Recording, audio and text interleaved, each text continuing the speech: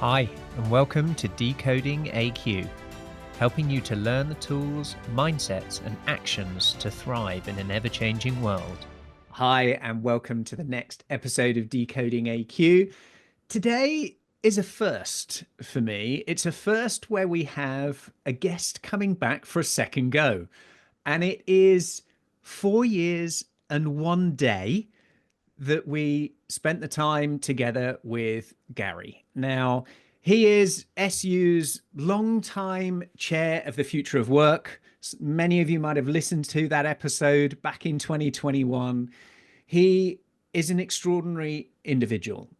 He's spent his life and career in this space, talent development. I remember the story about, from 19 years old, getting into this world, and really through that process with 1.6 million LinkedIn learners under the belt and countless conversations, I'm sure, with humans around the world. The book, The Next Rules of Work, we discussed, and we went into the sort of three components of mindset, skill set, and tool set. And what inspired me to invite Gary back was a workshop session that I was privileged to be able to experience with Gary out in Vegas a few weeks ago at Unleash. And we're going to dive a little bit more into that. So welcome back to the show, Gary. So great to see you again. Really looking forward to a great conversation. So the premise for this session, and I think you ran many sessions, so I might need to remind you which one it was at Unleash, but it was one around the skills transformation playbook. And I think what I've realized over the time of lots of these conversations on this show is the shift of and desire of people to go from interesting stories into action. What can I do right now? I'm being inspired by these stories. I see things that are happening. I read articles, but what can I actually do? And that's what inspired me with this playbook. It's got 7 core phases to it. And I wonder if we can just take a little bit of time to outline some of those key elements, some of the insights and thoughts that you've had along the way in sharing this playbook in lots of different areas and realms. So perhaps what inspired you to create the playbook? What was the trigger that did that, Gary? So first off, Ross, I remember our previous conversation very well because it was fairly early on in this global pandemic that we all endured. And I think many of us were just trying to understand, wrap our arms around uncertainty. And now, 5 years later, we would have thought 5 years ago, oh, by then the world will have calmed down. The pandemic will be over. We won't have to worry. I mean, sure, we all want an AQ. We all want to know how to be able to adapt. But really, how much what could the world possibly look like in 5 years? It couldn't possibly be changing as rapidly. And I think we've all accepted, no, that's not the way it works. It's one tsunami of change after another. And, obviously the AI tsunami is the most recent one. So what I've seen over and over again, because the pace and scale of change don't seem to be slowing down anytime soon. Certainly our friend Ray Kurzweil, co-founder of Singularity University, believes that it's only going to continue to accelerate at an exponential rate, is that we need to start thinking about what it is that as humans we want to do in the context of work, how it is that our tool set, especially AI, can help us to do that. But then what is some of the structures, some of the frameworks for how humans can do that? How can we work together? And, we often call that an organization. Well, so what are organizations morphing into? And if you sort of add all those pieces together, then you realize, well, the old rules of the organization, the old rules about how we hired, about how we helped people to be able to find or create meaningful, well-paid work, how we even structured work roles, are all anchored in the industrial era. So we need to hit a reset button and think, all right, now, so what are the ways that we can build an operating system so that we can continually adapt, not just as individuals, but also with our organizations? And it turns out there's some fundamental building blocks. And one of the most fundamental is skills. And it's why I keep saying the 3 legs of the stool of being able to navigate a world of exponential change are mindset, skill set, tool set, because the skill set turns out that organizations, to really embrace skills they have to dive in to understanding what the skills for each human in the organization is, how they can hire based on skills, how they can help people develop the skills that are needed today and tomorrow, how they can construct work roles that are anchored in skills. But so many of the decision makers, the C-suite people in organizations around the world that I talk to, keep asking me, okay, how? Like, what's the playbook? Like, what are some of the major elements I need to make sure I'm accomplishing? And it's not a linear roadmap. It's a playbook. It's I use sports analogies a lot, but this sort of fits here, where there's just different pieces of the puzzle you need to put in place, depending upon what your priorities are and what the problems you most need to solve today and tomorrow. And you had a really simple way of describing work in terms of, we have these outputs, we have problems, it's a new product, it's new development, and we have two things that go into that, tasks and human skills. And just expand a little bit more on that model that breaks it down so eloquently and so simply that I think also underpins this requirement of a playbook and a transformation playbook.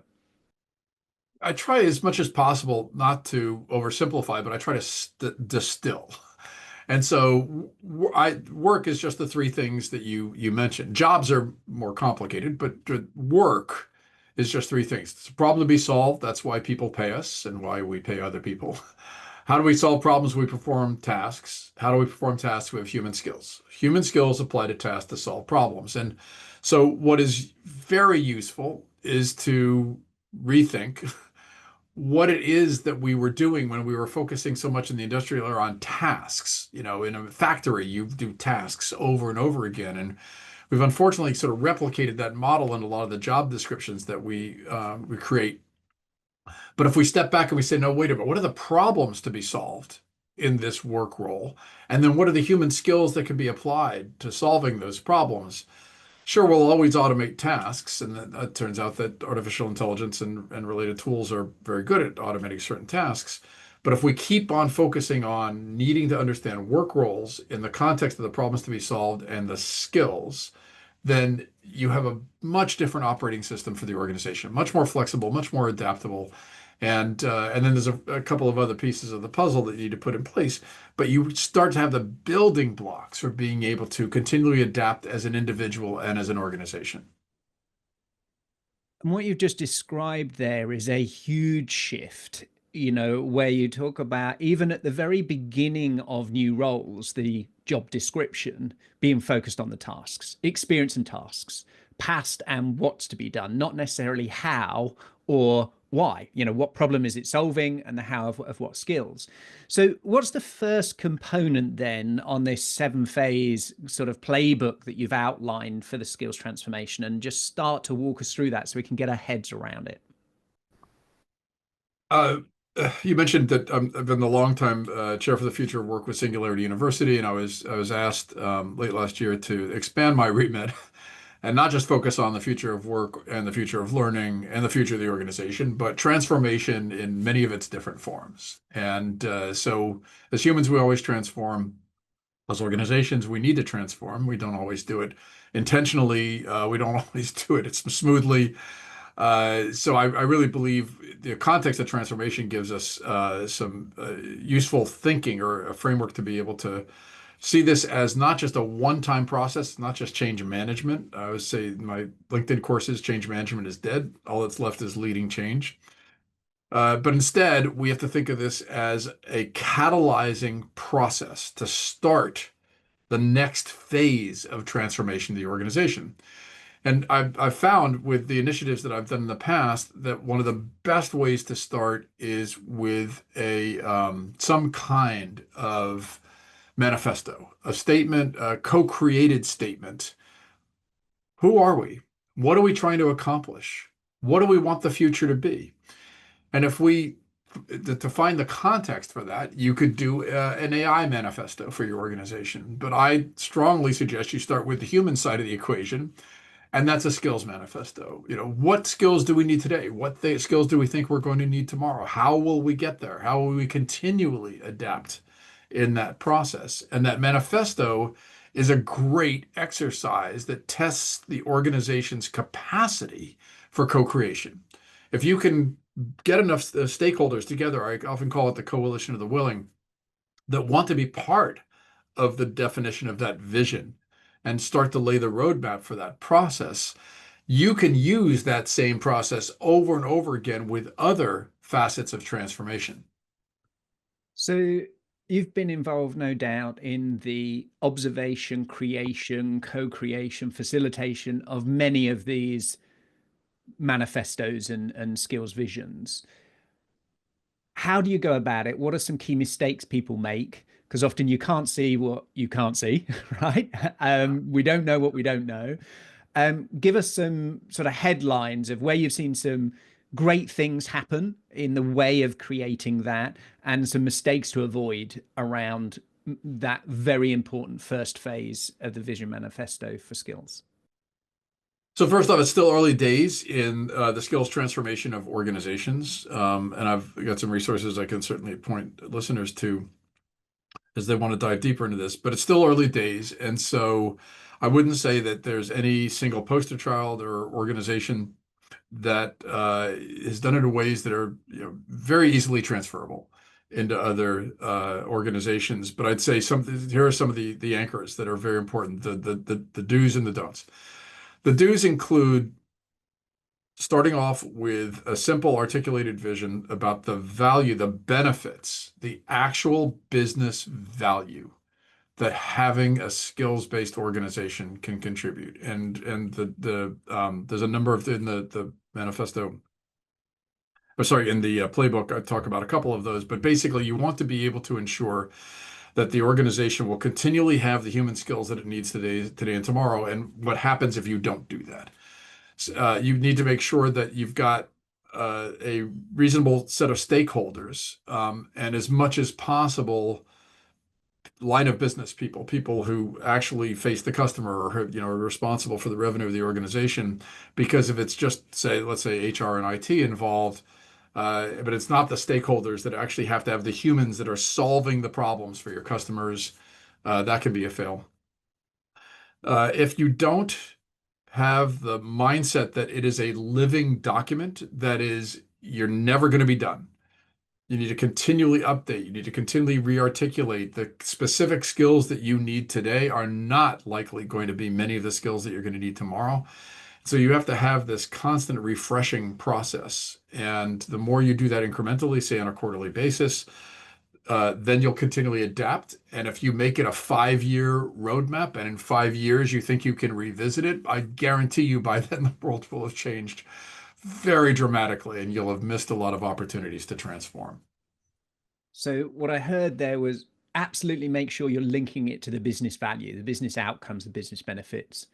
Ensure you've got the right people involved in it, in that process. So from the different areas of the business, and really get embedded to the idea that this is a living document. And I'm so pleased you gave us some guidance of review this every 90 days, right? It really is that kind of pace and process. So they've got the right people in the room.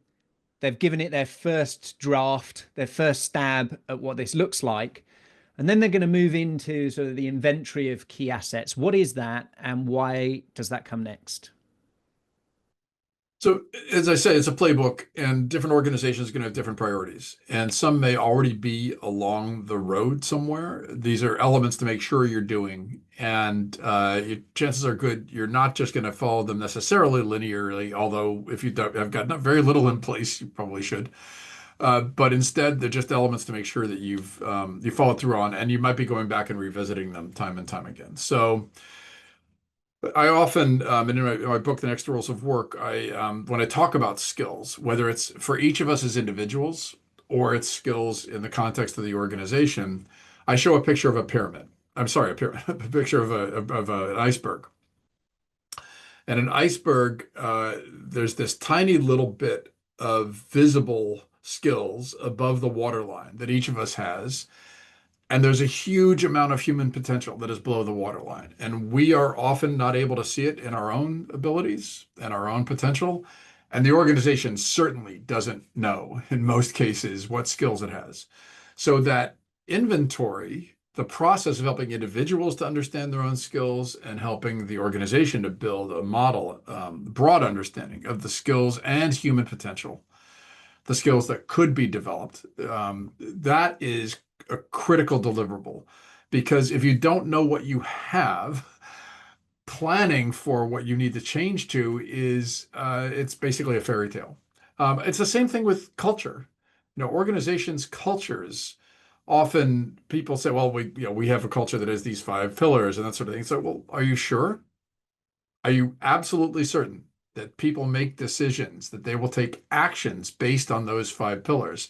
Have you surveyed them? Do you talk to people? Do you stop people in the hallway and ask them, what are the top 3 things that you do to ensure that you're supporting the strategy of the organization? Or you find over and over again that we don't really know what we have. And that's especially true of skills. So that's why an inventory of skills on an ongoing basis, where each person has their own North Star or Southern Cross, they've got an inventory of the skills that they've done, they have a plan for where they want to go. And the more each individual has that, then the organization can actually aggregate that information, have a much better view. And what I found interesting when you shared that slide was, for me, a realization that many of us that I've observed assess those assets in a thin lane and a thin slice of looking at skills that are found inside the tasks and found inside past experiences. And that in itself hides so many other things, which might be passions, interests, hobbies, physical health, mental health, family situations, all of those things put together that make up this human potential and other skills that exist are often left completely blindsided to an organization when they just look at the tasks and just look at the experience of projects that are being done in the lane of work.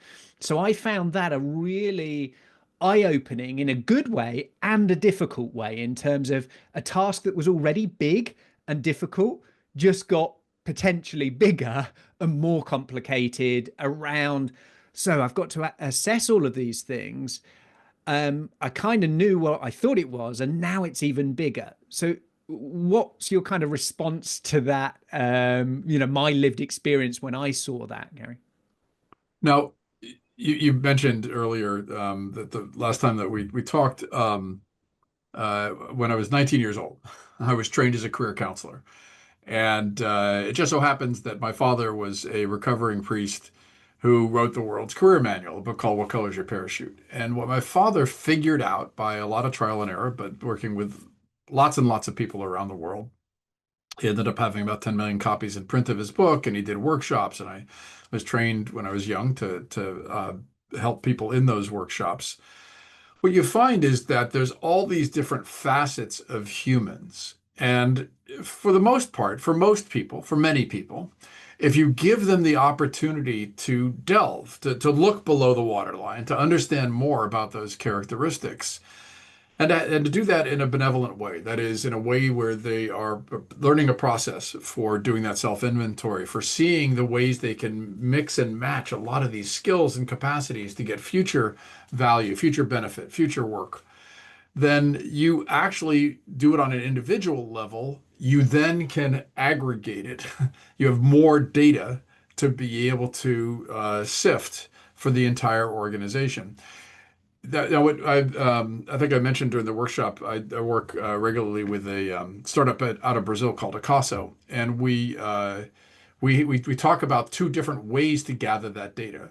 There's the hands-free version, which is there's a lot of information about us that we have been putting out in the world. We've got resumes, we've got LinkedIn profiles, we've got degrees, things.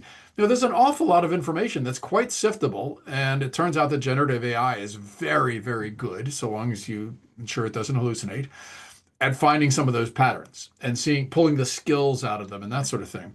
And then there's more of a sort of hands-on process where you actually can go through self-inventory. And my father developed a whole bunch of different techniques for doing that. I've got a course on eparachute.com that helps people to do that self-inventory. But it's a lot of information. There's all sorts of different things that biases, things that you've done before, kinds of people you like to work around, the kinds of working conditions that you enjoy the most. And if you can inventory all of that, that helps the organization tremendously because then it can figure out, well, what are some of the future kinds of work that this person could do? Can I show them how, if they just develop these three skills, they can do this other job?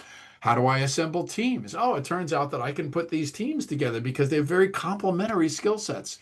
How can I do new products? If I'm going to do a new product, let's say I want to create an app for musicians. If I don't know every musician in my company, I've just ignored a focus group that could be extraordinarily helpful. And so all of those are valid reasons, and it's a valid process to do that inventory and to be as comprehensive as you can. Now, initially, start off with a smaller subset. Don't try to do everything. Don't boil the ocean. But you want to keep on encouraging people to provide more and more information, to learn more and more about themselves, because it's beneficial to them and it's also beneficial to the organization.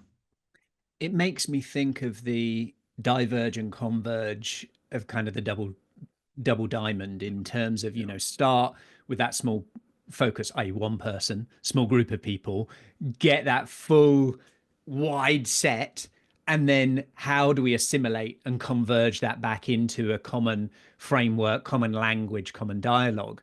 And that leads us to the next sort of phase. But before that, I don't know if you were in the session with Josh Burson, and he was talking about an example of a big media agency that had 60, I think it was 60,000 job titles in a workforce of, let's say, 100,000. It's like they made these up every time they wanted to, recruit somebody. And of course, it's very hard to manage that volume of job titles and job roles when you're Yeah. looking at trying to map out what's next. How do we restructure that organization? And they used AI in that example to converge commonalities, find patterns. And the first pass took that 60,000 to 600. And then with a lot of other work, they got it down to around about 60. And that gave them an incredible advantage when it was thinking about how to redeploy, how to restructure, how to reorganize when they understood, yes, there is such diversity, but we also need to know where there are similarities of things. So that was interesting. But yeah, tell us a Yeah. little bit more about the next part in terms of how do you go about an ontology, a flexible taxonomy in terms of the framework and common language? What is that? How to go about it? Why is it important? And again, perhaps a couple of do's and don'ts. So first off, to the point, Mr. Burson and I have shared the stage many times, including at the Singularity University events. And one of my father's favorite lines is that a job title is a poetic metaphor. What's a project manager? A project manager is probably 6,000 different jobs in 6,000 different companies, or it's probably several hundred different jobs even in the same company. And so these poetic metaphors don't actually describe what the work role is, what the problems to be solved are, or what the skills that are required are. And so I think it's always a useful exercise. And we do this with the company Casa. You want to get this sort of inventorying process. Now, some organizations have lots and lots of artifacts. They've got lots of job descriptions. They put out a whole bunch of requirements on Indeed.com. They've got enterprise resource planning software. And so some organizations have a lot of information already. And as you pointed out, as Josh pointed out, then you can use some of these tools to synthesize. What I would certainly urge would be a couple of things. So first off, having an enterprise-wide view of the skills in the organization and the way you would talk about those skills, the labels for the skills, how you think of skills families, sort of the groupings for different work roles that is especially related to the problems to be solved. That is often called an enterprise taxonomy. The problem with a taxonomy is often that it's very brittle and structured, right? So the tree of life is a taxonomy and it's structured. If you find a new animal or living creature, it's got to fit someplace. Whereas skills are constantly changing. The labels we use for skills are constantly changing. And so, if you think in terms of what we often call an ontology, that is a flexible set of descriptions of jobs, skills, the work roles, the problems to be solved, and that can be continually adapted and continually changed based on new information, based on new requirements. You might have developed a taxonomy 10 years ago, and then along comes a job like large language model prompt engineer. That's not in your taxonomy from 10 years ago. That's not in anybody's taxonomy. And so you have to think of it as a living set of a living structure, a living framework, and a common language, and also anchored in a lot of the information about what other people in your industry do. But you have to think of it as being constantly adaptive. And I think the process that you were talking about of the agency that tried to coalesce a lot of those descriptions and labels and that sort of thing are great. You have to make sure that you're not ignoring, you're not missing a lot of the skills that are included in those work roles. But having an enterprise-wide ontology, a skills framework, is a great place to start. And again, you can pick a small part of the organization, especially what we find. One of the strong recommendations I'd have is find a part of the organization where a line of business person is having a hard time finding certain skills. If they can't fill certain work roles, that is a great pain point to start in because you can show them how the transferability of skills inside the organization could be quite useful to be able to solve some of those hiring processes. And then the thing I would definitely avoid is thinking of it again, just like with your original manifesto, thinking of it as a one and done kind of process. You must think of it as a constantly adaptive process. You're going to be dealing with a lot of ambiguity. You're going to have the same word for different skills and different words for the same skills, and all of that is going to be a work in progress because I've got a project called the Skills Genome Project, and what we believe is we're cracking the code on human skills just like we have with human DNA. There's a lot of, it's a metaphor, but there's a lot of very similar characteristics with human skills. And because it's early days, we can't say what all of the basic building blocks are yet. We're getting close, but it's going to keep changing, and you need to be continually adapting as we learn more and more. That resource, and perhaps other resources, can you point us to a few? Because creating that ontology, whilst it is personal for every organization, there's a lot of heavy lifting that could be co-elevated and collaborated with others that are doing work. Yeah. Even if that Yeah. does, 70%, 80% of some of that work to start with. Is there some areas, resources, some things that you've got that you could point people towards that maybe they are either wanting to redo it and see something, or never done it before, and where they could start with from that? So one reference for reading is my friend Robin J. Sutason has got a book called The Skills Powered Organization. And so that gives a little bit of some of that framing and help. And then there are reasonably open skills ontologies that are either usable or licensable. So check out Lightcast or there's a variety of these different databases and with different often with specific variants for different industries. So I often say it doesn't matter too much where you start because what you need is a process. You need a process for understanding what you believe the universe of skills in your organization is and can be. But then the place to focus it is in defining work roles, and especially new work roles, rather than just taking, so suddenly you have an open job requisition, rather than just taking the previous job description and just slapping some paint on it and putting it out again. Why not step back and look at it in terms of the problems and the skills for that particular work role, workshop that with the team, others that are going to be working with that person in that work role, and treat that as an opportunity to start to define the skills ontology for your organization.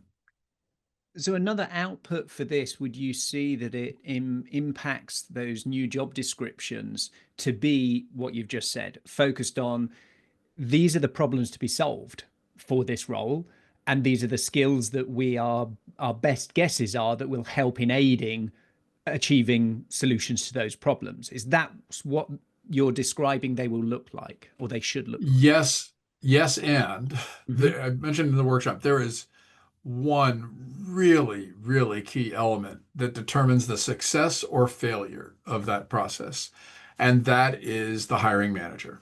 So I often don't use the word manager or supervisor. I think those are industrial era labels. I instead talk a lot in my book about the team guide, the person who has all the best questions, the one who's guiding the work of others, who's more coaching rather than directing. And if we don't change the training and the compensation for that team guide, for the person who leads a team, most of this will fail. Because if I am told, oh, you can't just use that old job description. No, you've got to do this problems and this skill thing, and you've got to, and then you have to talk to people who have skills. You can't just look at degrees and numbers of years of experience that, we call these stars, skilled through alternative routes. And so if I'm supposed to look at people just for their skills and that sort of thing, and well, wait a minute, why wouldn't I just hire the guy from Harvard that I've always hired before, because then I don't have any risk. If he fails, it's Harvard's fault. It's not my fault. But if I hire this person based on this skills description thing and it doesn't work out, then I screwed up. So you have to change that person's mindset, and you have to give them the skill set of being able to determine what the actual skills are and how they could hire for that. And then the tool set is compensation. That is how you need to change the incentives so that somebody will have all of the reasons why they should make this, what may sound like a risky proposition. And as we started at the beginning, tying that into those business outcomes, and it takes bravery and courage to be the first to do that, right? To go against what's been before. So, therefore, focusing on an area that's struggling, as you mentioned, focus on an area where there is a current challenge in finding the right people, finding the right skills. And a lovely acronym you just popped in there of STAR, skill to alternative route, is a lovely another phrase for people to be thinking about. Now, one of the next parts in this playbook is around governance and skills governance. Tell us a little bit more about that, Gary. Yeah, just briefly. So if you think of the way that we bring humans into an organization, the way we try to help them to match up to meaningful, well-paid work, the way that changes, how we can continually adapt. If you think of that as an operating system, right? So think of it as an operating system that runs the computers that, and the phones, the digital distraction devices that we all have. Those operating systems essentially offer a structure and set of processes that when you use applications that they can leverage or follow. And so it's the same thing with anything that's related to people, to the talent part of the organization. You have processes for hiring. You have processes, as we've discussed, for defining work roles. You've got processes for helping to train them and help them develop their skills. And all of that is governance. That's how you, as an organization, govern the processes related to humans. And some of those are cultural, some of those are unwritten. Many of them are written, and there's standards and structures, especially in government organizations.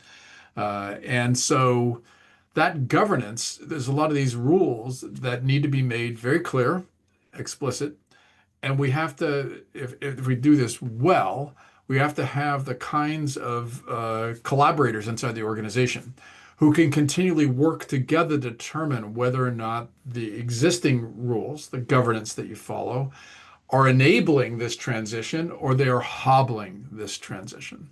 So if you have a very structured hierarchy and you've got numbers or labels for the levels in different parts of the hierarchy, and somebody who is a classification 3B1, and you want them to go into the job that is 4C2, and you don't have a pathway to do that because you're so heavily structured, then you need to rethink your governance. Because what ends up happening is you can't adapt. That is a tax on your AQ. And so what you end up having is a bunch of friction on the organization. And so stepping back, having a lot of stakeholders all in the process of determining how do we change governance on an ongoing basis. And when you do that revisiting of your manifesto, you also need to revisit what are our hiring practices? How are we using tools like AI in those processes? How can we make sure that we are continually getting these skills into the organization, especially if the reason we can't hire in the past is because we have so many frictions on those processes? And you talked about how perhaps in the old way, these were things to get a predictable outcome in a predictable environment. So we would have a method, a process, an Yeah, SOP, all of these things that now are becoming the friction, are becoming the barrier yeah, for internal mobility, are becoming the barrier for those transitions that need to take place. Now, of course, with that change is a perceived risk of coloring outside the lines, of requiring a maverick that says, this is broken. And whether yeah, that's a burning ambition or a burning platform, depending on the business pillar, business division, that needs to shift. So, in each one of these areas, we need the courage and bravery of who is going to lead this charge to reimagine, to reorder the operating system of those things. And you talk a lot about the coalition of the willing. And I think that's not to be underestimated. With governance, it's kind of this word that makes me cringe just in its word. Because to me, yeah. my biases are about control, not necessarily freedom. And so I think that fundamental rewiring of these methods can have freedom, that we think in principles more than hard and fast methods. What's your sort of tips for right now organizations that will have legacy? They'll have legacy, Yeah. particularly in this area that is like swimming through treacle. And we have come across these mavericks that are trying to do their best with one hand behind their back, someone else holding a blocker over one eye, and two or three people holding onto their ankles that are the processes, the old ways of doing things, and they're trying to work through, and they get tired, they get exhausted, and often they give up when there is a person who says, sorry, we can't do that. How do they break through in that situation? Because I have, clients and partners dealing with this right now, where the friction point is between the processes and the way that they've done things and what they see as a better way, but they're still not able to overcome that. Have you got any tips for that, Gary? Absolutely. So there's I'm going to give you two opportunities, and you get to decide. So in your own organizations. There's two schools of thought. One school of thought says it is impossible to change the core of the organization, and you must go to the edge. And that was championed by my great friends John Hagel and John Seeley Brown, who ran Deloitte's Center for the Edge. And their methodology, their process was if you try to do it in the light of day, you try to do it in the core of the organization, all the enemies of the future are just going to delay. So you go to the edge and you do it in a new division, a new department, a new acquisition of a company, launching a new startup, anything that is new or is not in the core. So that's one strategy. Another strategy is no, no, no, you need to change the core. That is the only way you're going to get really scaled and sustainable change. And I always point to the book, and I do this in my own book, point to the book called Cultural Transformation by the Institute for Corporate Performance, because they did a study, I4CP did a study, hundreds of organizations that tried to do these kinds of transformations. Bad news, 85% fail for all the reasons that we're talking about. Is there's all these existing processes that are almost impossible to overcome. 15% succeed, and I actually model these 18 different components. Again, it's a playbook in my book, but the basic premise is you need to have courageous people leading the organization that are going to just push on through. It often helps if there is some existential threat. So a global pandemic was a pretty good opportunity to test this thing called remote and distributed work. It helps if there is something that is really affecting the organization.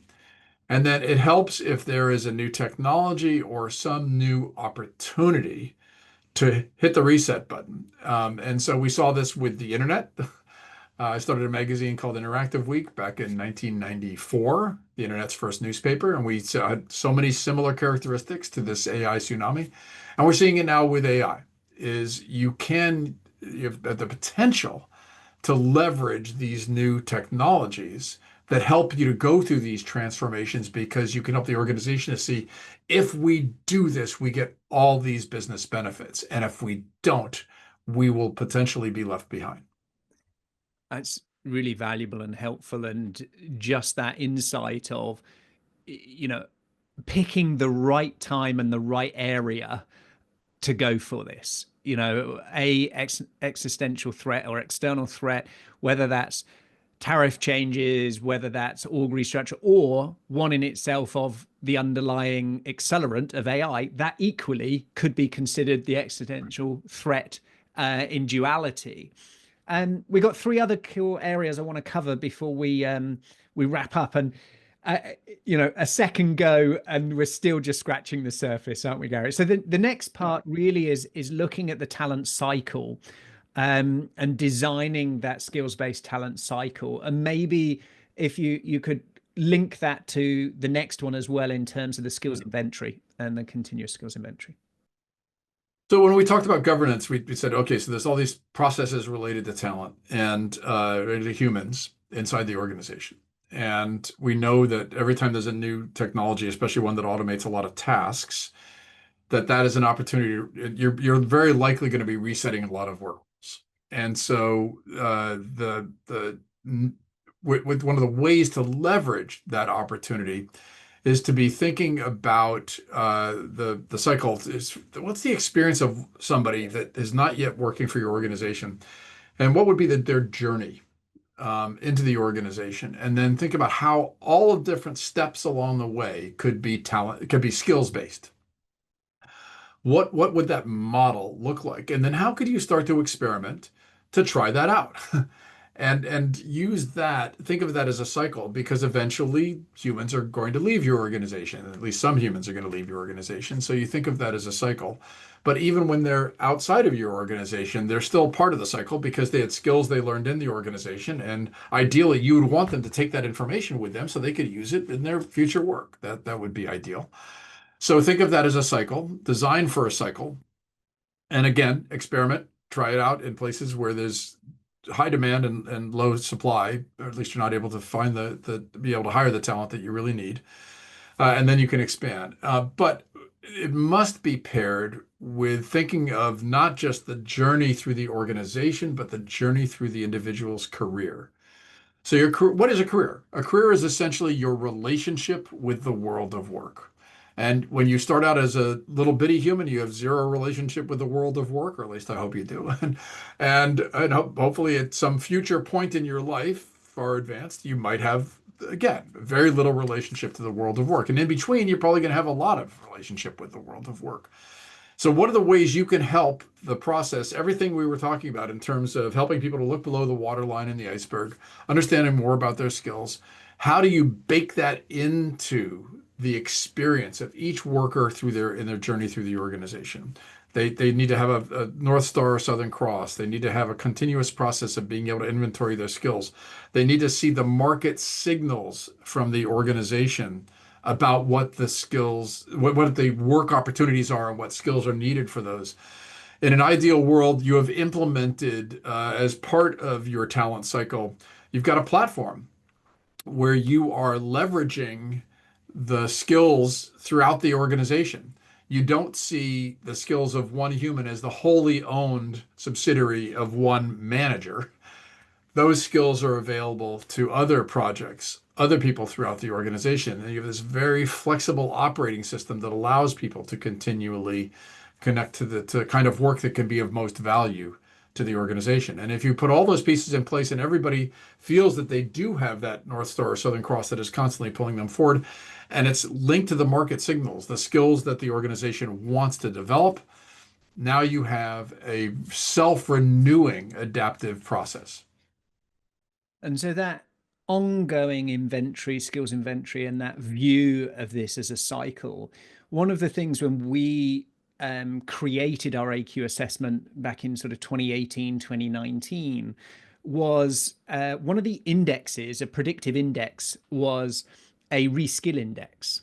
So we have a change readiness and a reskill index. And the premise and the hypothesis at that time was the speed of change is going to accelerate. The types of skills is going to emerge, change, evolve. And therefore, can we predict, rather than it's this skill, it's called basket weaving, it's this skill called prompt engineering, it's this skill called this, how might we predict from upskilling, further mastery, professional development on a line item of something we already have, to reskilling based on speed of learning, unlearning, mindset, these other aspects, to work on that as a skill, i.e. the skill to acquire new skills. What does that look like? Well, it is unlearning, it is speed of learning, it is all of those components as an individual and team sport. So I think what's interesting in this in talent cycle is the view, what I had for me was not only to view it as the individual, but as the collective, and the collective of teams that get, that solve problems. Because often it's a collection that solve a problem in an organization, that it's a group of individuals with diverse skills that are then doing a range of different tasks. Some AI doing that task, some human doing that task, some something else doing that task, but fundamentally it's a joined up. And I think that links us a lot to your final piece that talks about pilots assessing, redesigning, and expanding as this common thread we've had throughout our conversation, of that this is a continual process, Gary. Yes, absolutely. So no, you hit on some very, very key points, and a lot of it is that you want to encourage some of the underpinnings of lifelong learning, of continually unlearning what doesn't need to be done anymore. You mentioned I've got 1.6 million learners on LinkedIn. I updated 2 courses: learning mindset in the age of AI and learning agility in the age of AI. And learning agility has all the characteristics you were just talking about. And so the process of having each individual feel that they're continually trying to achieve their full human potential, that the organization is actually the platform on which that can happen. It's a tremendous amount of power for the organization. And the more it can be anchored in teams, what we call skill building networks, how it is they can each help each other to solve problems and to develop skills, the more effective it can be. And if you want this kind of process to be successful in most organizations, you do need to start somewhere. You need to start small. Don't try to build an enterprise-wide taxonomy that takes you years and years to develop. Don't try to find the perfect place to be able to experiment with this. Find where there's pain in either inability to hire, or high cost hiring, or in not being able to just have the skills within the organization that are needed to solve certain problems for certain customers. Test that out, have a constant process of assessment and inventorying and understanding how are you doing based on the business value. Know that there's a propagation delay often for the business value that gets delivered. You can invest in developing skills now, and it can take some time before those skills are actually applicable. But if you don't start today, if you don't start this piloting loop, you will not have the skills that you need tomorrow. And essentially you'll become irrelevant. And that That's speed the of risk. irrelevancy, that's the risk. Now, historically, the speed of irrelevancy was after I've gone. So therefore, this burning platform to make a difference was, well, I'll just see it out. I'm retiring. I'm whatever it may be, because it'll be many years. It might be a generation or two if I don't solve it now before the consequence. I think what we're facing now is the consequence will be in your lifetime. It will be maybe even in your tenure at that organization when tenures are shortening in themselves, a couple of years, 2 to 3 years, that you will see the consequences of inaction. And I think that is the burning platform. We're now at the point at which we're going to feel the pain. That's my hunch. Well, absolutely. And I think one of the ways that just coming at it from the mindset of AQ, one of the ways you can know is if people who lead in the organization are frustrated. They're frustrated that people are not adapting fast enough. They're frustrated that people are not seeing the opportunity. They're frustrating people are not adapting new tool sets like AI fast enough. They're not identifying who their next customer is and meeting that person's needs. And it's wherever that friction exists in the goals, especially the strategic goals of the organization, and you simply don't have the human capacity to be able to meet those goals. That's where you've got the lever point to be able to put these kinds of programs in place. And if we think about AI as the tool set of the moment, it does blend into other areas, yes, of an Yeah. organization. Any one of these big waves of transformation and change, it's still underpinned by the adaptability of the individuals and the team. And so it's why we've been talking recently a lot more now about AQ before AI, and the adaptability of individuals, teams, and organizations will make the difference to the adoption, leveraging, going from irrelevant to relevant in each of those phases. So as we come to the witching hour of our conversation, Gary, as you know, I ask every guest at the end of an episode a question around when was the last time you did something for the first time and what was it? But just before I get you to answer that, what are you excited about, Gary? If you look forward of this year, perhaps the next 12 months, what's really exciting you?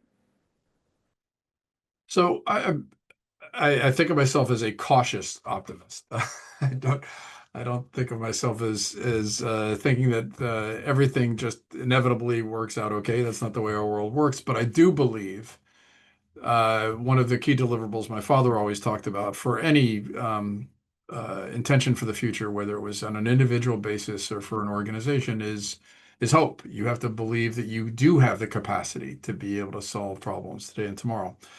So in the coming year, I believe that we are at a very important inflection point.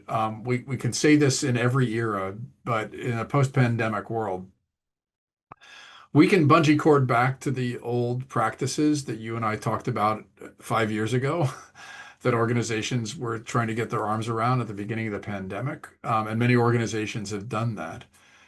Or we can take the step forward and we can see all the opportunity that exists for us to be able to double down on human skills, to be able to double down on leveraging this tool set to help people to understand their skills, develop new skills, to be able to solve new problems. And I believe that it's a very, very hopeful era where we actually do have that capacity. We can develop the mindset and the skill set to leverage that tool set. And I would love to see more and more organizations in the coming year and to be able to help more and more organizations in the coming year to be able to embrace those opportunities.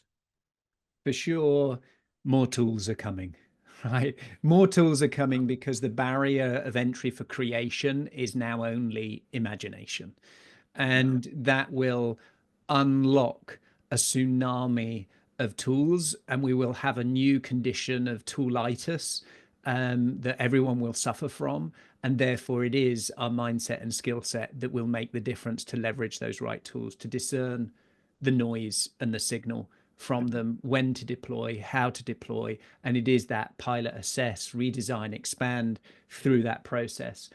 Um, let's finish off, Gary, with when was the last time you did something for the first time, and what was it?